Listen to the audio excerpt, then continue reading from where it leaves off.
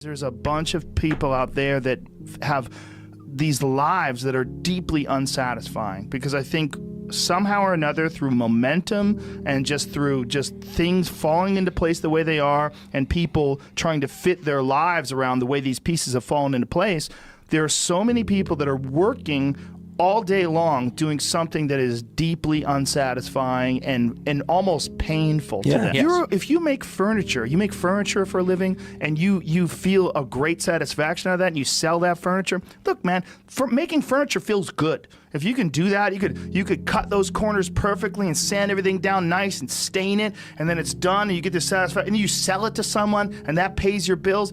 That is infinitely more satisfying than being stuck in some fucking cubicle working for someone that you don't want to work for, having to have these stupid fucking office meetings, talking to people in human resources, sitting down with your supervisor where they evaluate your job performance, and you're not really, you really need to be enthusiastic about this company. This company is your future. This kind of you're like, fuck, kill me now.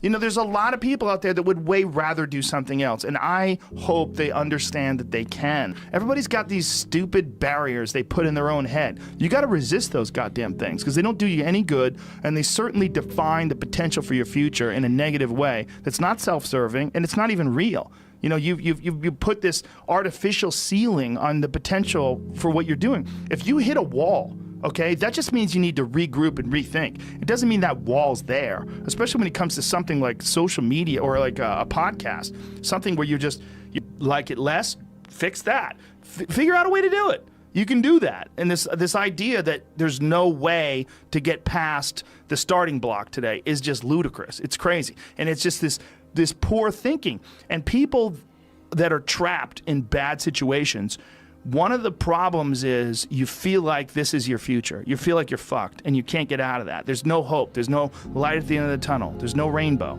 And if you feel like that, that alone can be incredibly defining and limiting. But if you look at yourself objectively and say, okay, I kind of am fucked here. I'm in credit card debt. I'm working in a shitty job. I don't like what I'm doing, but I have some ideas. I need to feed those fucking ideas. And I need to feed them and water them, and I need to set aside a certain amount of time every day to just try to make those things happen. You can do that. Wondering why other people's success or wondering why other people are successful is the refuge of losers. Wondering why other people are successful. Like, who gives a fuck? You can say you think it sucks, but to spend time wondering why someone is successful and hating on someone being successful, it doesn't do any good. It's like, what is that old expression that jealousy is, it's a poison that does the opposite of its intended, is that your mind, you have a certain amount of bandwidth.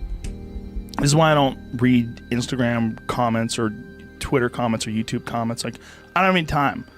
If I read them, it's an accident. But to seek them out, like, you have bandwidth.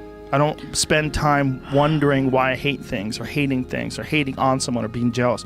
You have, let's call it units. You have 100 units of bandwidth in your mind.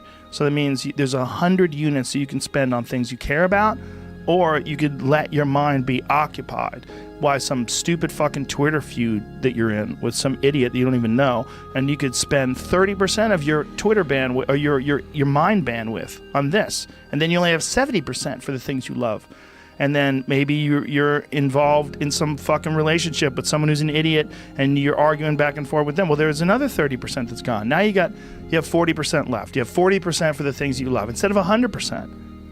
But if you only concentrate on the things you care about that mean something to you, and I think that there's a lot of people out there that think somehow or another you're going to get to some place where you're living in silk sheets and you're getting your toes done while someone's dropping grapes into your mouth. I don't want that. I've never wanted that. That guy's not going to be happy. He's going to be bored. An hour into the grapes, you're going to get those fucking grapes away from me. Stop painting my toes. What am I doing in this bed? I got to do something. I'm not stimulated. The human organism, the animal that we are, needs constant stimulation because it evolved trying to find food and escape enemies. and find shelter, escape nature, escape the elements, try to survive. And this is the great joy that you have in taking care of your children, that you can protect your children from the elements and the enemies and feed them. And it's also the great sadness that you see in losers. When I see a loser, I see some guy who's 43 years old, lives in his parents' basement, and he fucking hates the world. I'm like, that was a baby. Man, this is a baby that somebody just gave shitty nutrients to.